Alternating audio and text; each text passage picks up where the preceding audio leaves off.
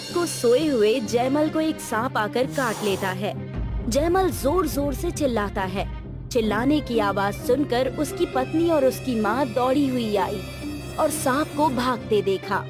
जैसे तुमने मुझे मेरे पति से अलग किया है, वैसे ही मैं तुम्हें भी तुम्हारे परिवार से अलग कर दूंगी। सरिता ऐसा क्यों बोल रही है और क्या उसका पति सांप के काटने के बाद बचा या उसकी मृत्यु हो गई? ये जानने के लिए इस कहानी में बने रहे हमारे साथ। जयमल गांव में अपनी पत्नी सरिता और माँ कौशल्या के साथ रहता था। वो एक सपेरा था। एक दिन आप मुझे भी बताइए ना कि इन सब के विषैल दांत कैसे निकाले जाते हैं। तुम ये सब जानकर क्या करोगी? रहने दो, मैं हूँ ना। नहीं जी, मुझे भी बताइए ना, भविष्य में कभी भी काम आ सकता है। हर काम सीख कर रखना चाहिए ना। अरे बेटा, सही तो कह रही है बहू, बता दे, भविष्य में न जाने कब काम आ जाए। देखा, मैं कह रही थी ना। अब तो माँ जी ने भी कह दिया, अब बोलिए। ठीक है, माँ कह रही है तो मैं बता देता हूँ। जयमल उसे सांप के विषैले दांत निकालना सिखाता है। सरिता ध्यान से सीख रही होती है। ध्यान से देख लो, कल मैं सांप लाऊंगा, उसका दांत तुम्हें ही निकालना होगा। हाँ, मैं देख रही हूँ, मैं कर लूंगी। तुम बहुत आसान समझ रही हो, पर ये इतना आसान नहीं है। उनकी शादी को अभी 2 साल ही हुए थे। सरिता को विषैले दांत निकालना सिखाकर जयमल अगले दिन जंगल जाकर सांप पकड़ लाता है और सरिता को दे देता है। ये लो सरिता, इसके दांत निकाल देना तुम। मैं जा रहा हूँ दूसरे गांव सांपों का खेल दिखाने। मैं घर के काम खत्म करके ये भी कर दूंगी।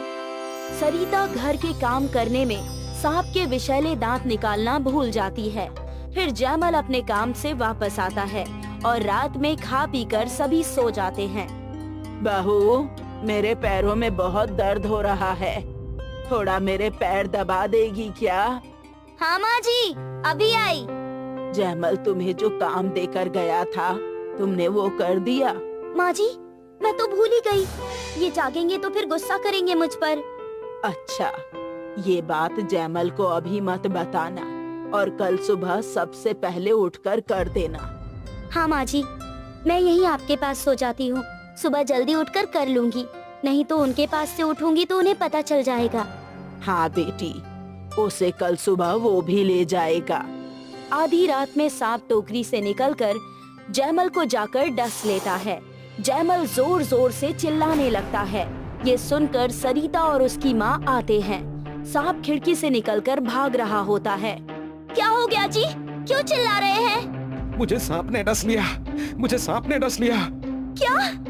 ये आप क्या कह रहे हैं? हाँ बहू, देख, खिड़की से सांप भाग रहा है। माँ जी, जल्दी इन्हें वैद्य जी के पास ले चलिए। फिर सास बहू दोनों मिलकर उसे वैद्य जी के पास ले जाते हैं, लेकिन उस समय तक जहर फैल गया होता है और जयमल बच नहीं पाता। तब क्रोध में आकर सरिता कहती है, तुमने मेरे पति को मुझसे छीन लिया, मेरा परिवार बिखेर दिया। मैं तुम्हें भी तुम्हारे परिवार से अलग कर दूंगी।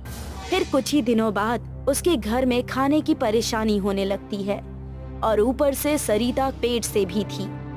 बहू, घर का खर्च कैसे चलेगा? जिसके कारण हमारी गृहस्थी उजड़ी है, वही हमें सहारा भी देगा। वही काम हम भी करेंगे। ठीक है, चलो फिर शुरू करते हैं। फिर सास बहू दोनों जंगल जाकर सांप पकड़ कर लाती है और गांव-गांव में घूमकर खेल दिखाकर कुछ पैसे कमाती है। बहू, ऐसी हालत में तुम्हारा ज्यादा काम करना सही नहीं रहेगा। तुम घर पर ही आराम करो, मैं जाकर सांप पकड़ कर लाती हूँ। ठीक है माँ जी। तुम्हारे पेट में इस घर का वंश पल रहा है, जिसके आने से हमें कुछ सहारा तो मिलेगा, इसलिए तुम आराम करो। फिर कौशल्या के कहने पर सरिता घर पर ही आराम करती है और उसकी सास सारा काम करती है।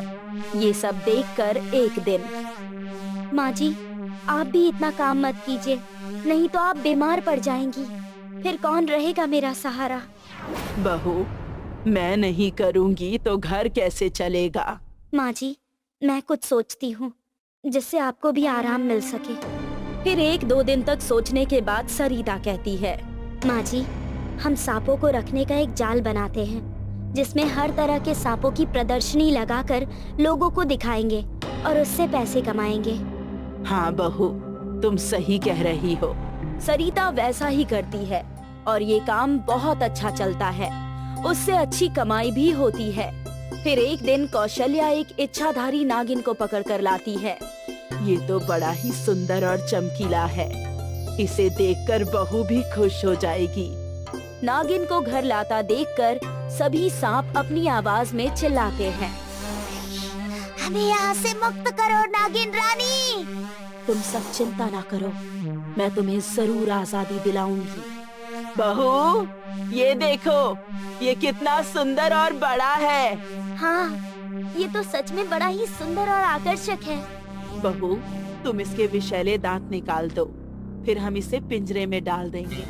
कौशल्या के कहने पर सरिता उसके दांत निकालने लगती है। तभी वो इच्छाधारी नागिन इंसानी रूप धारण कर लेती है। ये देख सरिता और कौशल्या चौंक जाती है। ये तुम क्या पाप किए जा रही हो? तुम्हारे पति के साथ ऐसा किया हमने, उसके बाद भी तुम यही पाप कर रही हो? आप कौन हैं? मैं एक इच्छाधारी नागिन हूँ। मैंने ही तुम्हारे पति को काटा था क्योंकि उसने मेरे पति और परिवार से मुझे अलग कर दिया था। और तुम दोनों भी इन सभी सांपों को उनके परिवार से अलग करके सुखी जीवन बिताना चाहती हो। मैं और क्या कर सकती हूँ? जब मेरे पति की आपके कारण मौत हुई तो मैंने प्रतिशोध लेने के लिए ऐसा करना शुरू कर दिया। मैंने तो तुम्हें सबक सिखाने के लिए ही ऐसा किया था, लेकिन तुम लोग नहीं माने, इसलिए मुझे फिर से यहाँ आना पड़ा। नागरानी, फिर हम और कौन से काम करें जिससे हमारा परिवार चल सके? हमें तो कोई काम भी नहीं आता। कौशल्या, सोच अच्छी होनी चाहिए। भगवान ने सभी को कोई ना कोई हुनर दिया है। तुम लोग इन सभी सांपों को पिंजरे से मुक्त कर दो और जानवरों को पिंजरे में बंद न रखने के लिए अपनी मुहिम चलाकर अपनी आमदनी कर सकती हो। धन्यवाद नागरानी, हमें सही मार्गदर्शन देने के लिए। हम अपनी गलती के लिए क्षमा मांगते हैं, आपसे और सभी सांपों से। हमने तुम्हें क्षमा किया। सरिता, तुम्हारा सहारा जो हमने तुमसे छीन लिया था, वो अब तुम्हारे बेटे के रूप में तुम्हें फिर से मिल जाएगा। सीख, हमें किसी भी जानवर को अपने फायदे के लिए कैद नहीं रखना चाहिए। सभी को अपने परिवार के साथ रहकर ही सुख मिलता है।